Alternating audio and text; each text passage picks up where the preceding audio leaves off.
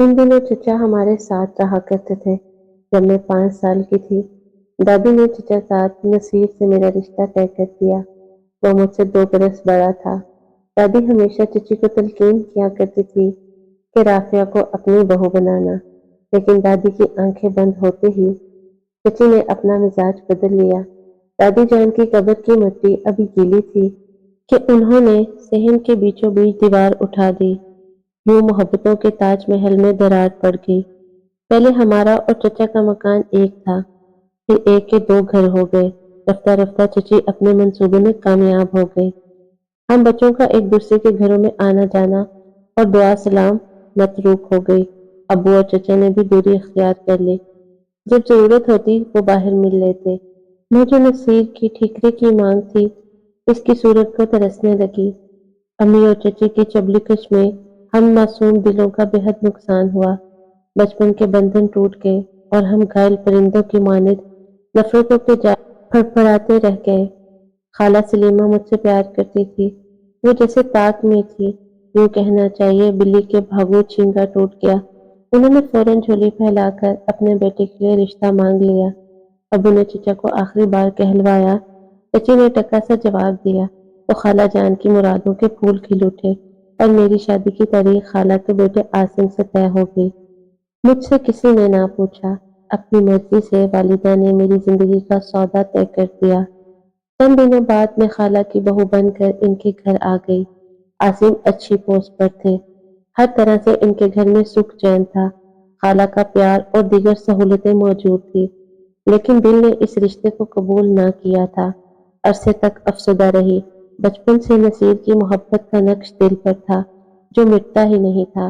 ایک روز مجھ کو اداس دیکھ کر امی نے سمجھایا کہ بیٹی، شادی ہو گئی ہے اور عاصم میں کوئی عیب بھی نہیں ہے۔ ساس پیار کرنے والی ملی ہے، تمہاری سگی خالہ ہے، ماں سے بڑھ کر پیار کرتی ہے۔ ان نعمتوں کا شکر کرو، اچھی قسمت پر شاکر رہو، ایسا نہ ہو اللہ تعالیٰ ناراض ہو جائے اور یہ سب تم سے چھن جائے۔ اماں کی باتوں پر ٹھنڈے دل سے غور کیا، کافی دن سوچا، بالآخر اس نتیجے پر پہنچی، واقعی ماں ٹھیک کہتی ہے۔ چچی مجھ کو بہو بنانا نہیں چاہتی تھی۔ اگر نصیر سے شادی ہو جاتی اور وہ میرا جینا حرام کر دیتی تب کیا ہوتا؟ نصیر سے میرا ذہنی رشتہ بچپن کا تھا، اس کو بھلا دینا آسان نہ تھا۔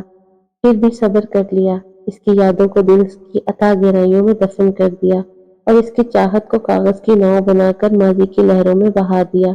قسم کھا لی کہ سچے دل سے اپنے شوہر کی ہو کر رہوں گی، اللہ کی خوشنودی کی خاطر سہاگ بندھن کا احترام کروں گی اور نصیر کی یاد دل میں بسا کر خیالوں میں بھی شوہر سے خیانت نہ کروں گی۔ قدرت کو کیا منظور ہے، یہ انسان کو پتہ نہیں ہوتا۔ مجھ کو خبر نہ تھی شادی کے 3 برس بعد اچانک میرا نصیر سے آمنا سامنا ہو جائے گا۔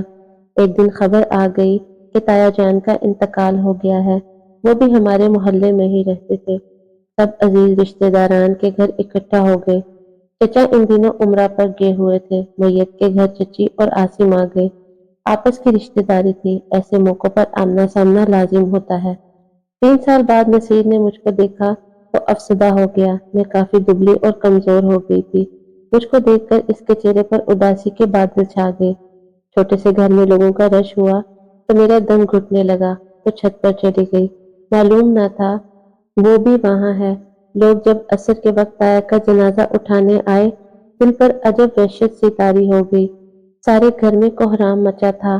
آہو بکا کی آوازوں سے میرا جی بیٹھ گیا۔ ان دنوں امید سے تھی، اس سبب بھی شاید مجھ کو اپنا دم گھٹتا ہوا محسوس ہو رہا تھا۔ سیڑھی پر جا بیٹھی۔ جب آنکھوں تلے اندھیرا سا آنے لگا تو اوپر چھت پر جانے کی سوچی۔ خیال ہوا اس طرح کچھ تازہ ہوا ملے گی تو طبیعت بحال ہو جائے گی۔ یہی سوچ کر اوپر گئی تھی۔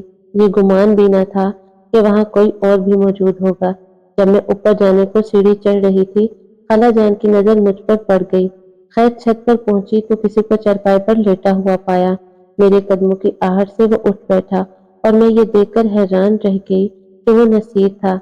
ابھی ہم حیرت سے ایک دوسرے کو دیکھ رہے تھے، بات کرنے کی نوبت نہ آئی تھی کہ چھت پر عاصم آ گئے۔ دراصل وہ گھر جانے کے لیے خالہ سے چابی لینے آئے تھے۔ خالہ نے کہا کہ چابی رافعہ کے پرس میں ہے۔ رافعہ کہاں ہے؟ میرے شوہر نے اپنی ماں سے دریافت کیا۔ ابھی ابھی چھت پر گئی ہے۔ یہ سن کر وہ چھت پر آ گئے۔ یہ دیکھ کر بت بن گئے کہ وہاں عاصم بھی موجود تھا۔ عاصم کو سامنے دیکھ کر میرے بھی اوسان خطا ہو چکے تھے۔ میں نے کوئی جرم نہ کیا تھا، پھر بھی خود کو مجرم محسوس کر رہی تھی، کیونکہ عاصم جانتے تھے کہ میری بچپن سے نسبت نصیر سے ملی تھی۔ وہ یہی سمجھے کہ میں جان بوجھ کر چھت پر اس سے ملنے آئی ہوں۔ لمحہ بھر بعد وہ آگے بڑھے اور مجھ کو بازو سے پکڑ کر ساتھ لے آئے۔ انہوں نے مجھے بامشکل پرس اٹھانے دیا۔ گھر آتے ہی مارنے لگے، کچھ اس بری طرح کہ میں تصور بھی نہ کر سکتی تھی۔ عاصم کے اندر ایسا شخص بھی چھپا ہوا ہے۔ وہ بالکل حیوان لگ رہے تھے۔ وہ شاید مجھ کو مار ہی ڈالتے اگر اس وقت خالہ نہ آ جاتی۔ انہوں نے بیٹے کو پکڑا اور مجھے دوسرے کمرے میں جانے کو کہا۔ میں نے دوڑ کر اندر سے کمرے کی کنڈی لگا لی۔ جو واقعہ ہوا تھا وہ کوئی واقعہ نہ تھا، محض اتفاق تھا، مگر کوئی کچھ اور سمجھ رہا تھا اور میں نہیں سمجھا سکتی تھی کہ کیا ہوا اور کیسے ہوا۔ میرے اوسان خطا ہو گئے۔ سوچ بھی نہ سکتی تھی کہ جس شخص کو مجازی خدا سمجھ کر اس کی اطاعت اور فرما برداری میں عمر گزارنے کا عہد کر چکی ہوں، وہ مجھ سے اتنا برا سلوک بھی کر سکتا ہے۔ بڑی دیر تک خالہ عاصم کو سمجھاتی رہی۔ عاصم نے رات کو نیند کے لیے 2 خواب آور گولیاں بھی کھائی، تب کہیں جا کر سوئے۔ ان کے سو جانے کے بعد خالہ نے کمرے کا دروازہ کھٹکھٹایا اور کہا کہ میں ہوں رافعہ، دروازہ کھولو۔ عاصم سو چکا ہے۔ تب میں نے دروازہ کھولا۔ خالہ نے پوچھا کہ کیا ہوا اور یہ کیسے ہوا۔ میں نے رو کر قسمیں کھائیں اور بتایا کہ خالہ میرا کوئی قصور نہیں ہے۔ مجھ کو وہاں بھیڑ میں گھٹن ہو رہی تھی، جی متلانے لگا تو چھت پر چلی گئی۔ مجھ کو خبر نہ تھی کہ وہاں نصیر پہلے سے موجود ہے۔ خبر ہوتی تو کیوں جاتی۔ اسی لمحے عاصم بھی وہاں آ گئے۔ انہوں نے سمجھا کہ میں نصیر سے ملنے اوپر گئی تھی۔ مجھ کو اس لیے مارا ہے کہ تمہارا ابھی تک منگیتر سے تعلق قائم ہے۔ خالہ جی، مجھ کو اپنے پیدا کرنے والے کی قسم ہے، ایسا بالکل نہیں ہے۔ شادی کے بعد میں کبھی اس سے ملی ہی نہیں۔ یہ سراسر بہتان ہے۔ خالہ نے میرے بیان پر یقین کر لیا، مجھے گلے لگایا۔ میں زاروں قطار رو رہی تھی۔ ان کو مجھ پر ترس آ گیا۔ اس دن یقین آ گیا کہ خالہ واقعی ماں کی جگہ ہوتی ہے۔ اگر خالہ کی جگہ چچی یا کوئی اور عورت ساس ہوتی تو میری باتوں پر یقین نہ کرتی، بلکہ بڑھا چڑھا کر زمانے کو سناتی اور مجھے طلاق دلوا دیتی۔ لیکن خالہ نے ایسا نہیں کیا، بلکہ اپنے بیٹی کو سمجھایا کہ میں نے اس کو چھت پر جانے کو کہا تھا۔ اس بیچاری کو کیا خبر تھی وہاں کوئی اور موجود ہے۔ اسے متلی ہو رہی تھی، اس لیے اوپر بھیجا تھا کہ سانس بحال ہو جائے گا، گھٹن دور ہو جائے گی۔ خالہ نے معاملہ اپنے اوپر لے کر میرا پورا دفاع کیا۔ میری قسموں پر شاید میرے شوہر کو یقین نہ آتا، لیکن انہوں نے اپنی ماں کی قسموں پر یقین کر لیا۔ کہتے ہیں کہ شکی مرد کے دل سے شک نہیں جاتا۔ عاصم نے بھی وقتی طور پر یقین کر لیا، جبکہ ایک خلش دل میں تھی، سو وہ موجود نہیں۔ اب زندگی پہلے جیسی نہ رہی تھی۔ بات بات پر وہ مجھے میرے منگیتر کا تانا دیتے تھے۔ ان کے تانوں نے میری زندگی کو ایک دہکتا ہوا جہنم بنا دیا۔ ہر دم یہ غم تڑپانے لگا کہ ان کو میری پاک دامنی کا اعتبار نہیں ہے۔ وہ بات بات پر کہتے تھے تمہارا ماضی مشکوک ہے، لہذا مجھے یقین نہیں ہے تمہاری کوکھ میں پلنے والی اولاد میری ہے یا نہیں۔ میں کیسے اسے قبول کروں، کس طرح باپ کا پیار دے سکوں گا۔ جب کوئی شوہر اپنی بیوی سے ایسی باتیں کرے تو زندگی اچھی کیسے گزر سکتی ہے۔ بلا شبہ میں زندہ شک کی چتا میں جل رہی تھی۔ روز ہی اپنے نصیب پر آنسو بہاتی تھی، آٹھ آٹھ آنسو روتی تھی اور سوچتی تھی کہ اس عذاب سے تو بہتر ہے میں طلاق لے لیتی۔ اس شخص نے ماں کے مجبور کرنے پر مجھے پناہ تو دے دی تھی، لیکن اپنی اولاد کو شک بھری نظروں سے دیکھتا تھا۔ یہ بات میرے لیے سہانے روح تھی۔ میں نے میکے جانا ترک کر دیا، کیونکہ ساتھ ہی نصیر کا گھر تھا۔ عاصم شک کرتے تھے کہ میکے میں شاید نصیر سے ملنے جاتی ہوں۔ جب ایسی سوچ ان کو ستاتی تو بہانے بہانے سے جھگڑنے لگتے تھے۔ میں ایک بچے کی ماں بن چکی تھی۔ اس آہانہ تمیزہ سلوک کو سہتے سہتے تھک گئی تھی۔ عاصم اپنی بچی کو بھی نہیں اٹھاتے تھے۔ یہ معصوم پھول بھی باپ کے شک و شبے بھری نگاہوں کی تپش سے مرجھا کر رہ گیا تھا۔ وہ اسے اٹھانا یا ہاتھ لگانا بھی گناہ سمجھتے تھے۔ وہ چاہتے ہوئے بھی اولاد کو محبت نہ دے سکے۔ اس عذابناک زندگی کو جب 5 برس گزر گئے، تب ایک روز میں نے سوچا کہ ایسے جینے سے مر جانا اچھا ہے، مرنا تو کبھی کا ٹھہرا گیا تھا۔ بس اپنی معصوم اولاد کی خاطر ہر جبر سہ رہی تھی کہ یہ بچی باپ کے گھر کی چھت تلے بڑی ہو جائے، باپ کے سائے میں پرورش پائے گی تو زمانے کی دست و برد سے بچ جائے گی۔ ایک عورت کب تک شوہر کی بدسلوکی کی قاتل وار سہ سکتی ہے؟ آخر کار تو ظلم کی ایک حد ہوتی ہے۔ ایک روز جبکہ ایک عزیزہ کی شادی میں جانا تھا، میں نے عاصم سے کہا بچی کے لیے ایک جوڑا نئے کپڑوں کا خریدنا چاہتی ہوں، اس کو شادی میں لے جاؤں گی۔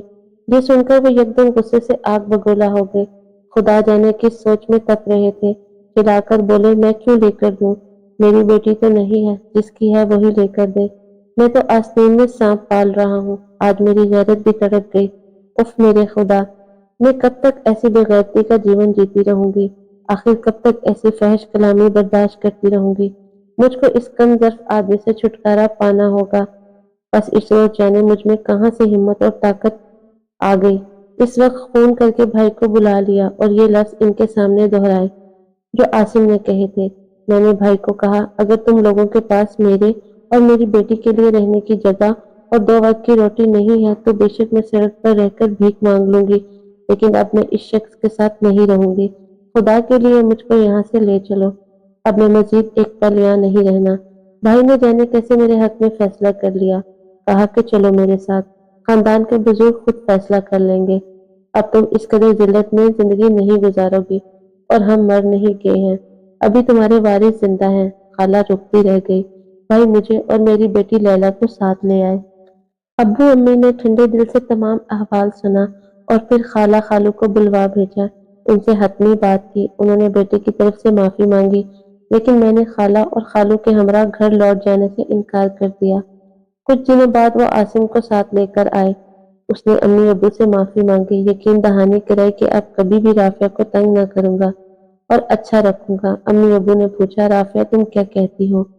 کیا تمہاری مرضی ہے؟ میں نے صاف منع کر دیا، کہا کہ اگر آپ نے مجھے گھر میں نہیں رکھنا تو میں دارالامان بماں بچی چلی جاتی ہوں، لیکن واپس عاصم کے گھر نہ جاؤں گی۔